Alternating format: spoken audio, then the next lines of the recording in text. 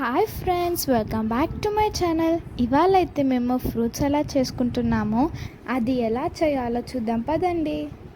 First అయితే పాలు మరిగించాలి. పాలు మరిగాక షుగర్ వేయాలి. దాని తర్వాత కలుపుతూ ఉండాలి. నెక్స్ట్ ఒక బౌల్లో 3 టేబుల్ స్పూన్స్ ఆఫ్ కస్టర్డ్ పౌడర్ని వేసి పాలు వేసి కలుపుతూ ఉండాలి. ఇలా ఉండలు లేకుండా కలుపుతూ ఉండాలి.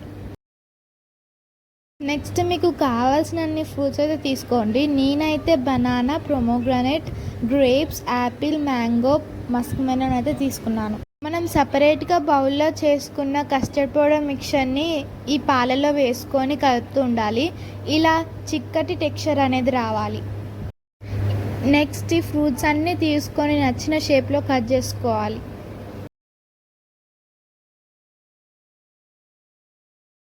నెక్స్ట్ ఈ పాలు చల్లారాక మనం కట్ చేసుకున్న ఫ్రూట్స్ అన్నీ ఇందులో వేయాలి.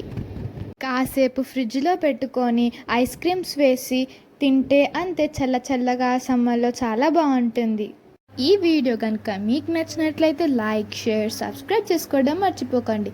మరిన్ని వీడియోస్ కోసం మా ఛానల్ని సబ్స్క్రైబ్ చేసుకోండి. అంతే ఫ్రెండ్స్, బాయ్.